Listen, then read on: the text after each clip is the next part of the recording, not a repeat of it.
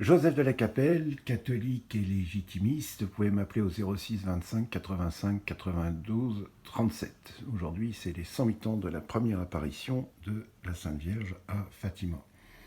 Je voulais parler du pape. On a un pape, Léon XIV. Moi, j'aurais préféré Pie XIII, mais bon.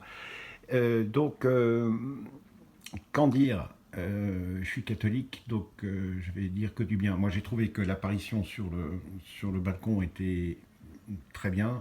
La salutation, il avait l'étole papale, il a fait la bénédiction en latin, il était dans les clous, quoi. Et puis la croix était, il y avait plus cette croix, vous savez, de Jean-Paul II, avec une sorte de qui n'était pas terrible, et là c'est une croix beaucoup plus classique que j'ai trouvé impeccable, enfin bref. Alors ça c'est que des choses extérieures, après ce qui se passera. Donc je vais pas, je pense à un certain nombre de choses, mais voilà, je préfère pas en parler parce que je suis catholique, voilà, on va pas dire de mal, et donc les forces ont changé, c'est-à-dire qu'aujourd'hui les deux grandes puissances chrétiennes, y compris catholiques d'ailleurs d'une certaine manière, enfin chrétienne, et puis liée aussi au sacrement, bah, c'est la Sainte Russie et les États-Unis d'Amérique. Aux États-Unis d'Amérique, c'est là où il y a le plus de catholiques traditionnels au monde, avec la France, quoi. Voilà. Donc, paradoxalement. Et donc, voilà. Donc, il y a des. On prie bien pour le Saint-Père. Voilà, il y a des choses sur Internet, ça, mais voilà, je trouve les personnes, on prie bien pour lui, on verra bien, on reconnaît que notre Seigneur nous a bien demandé de reconnaître l'arbre à ses fruits, et donc on verra bien les fruits, en tant qu'évidemment, comme traditionnel, on aimerait bien qu'on revienne au motu proprio de Benoît XVI, bien évidemment, évidemment.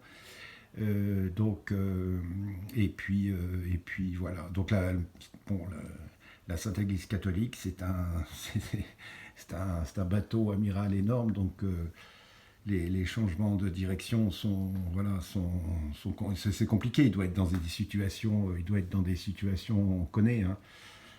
On prie bien pour lui et pour que ça se passe bien, et puis surtout que l'Église catholique redevienne bien catholique, et qu'on pense au salut des âmes, surtout des catholiques, et qu'on aide les catholiques par les évêques et les prêtres à faire leur salut, à bien dire le rosaire, à bien aller à la messe le dimanche, à bien faire oraison. Voilà, c'est ça le plus important. Alors je sais pas si, voilà, il y a une urgence à la prière et à l'intériorité,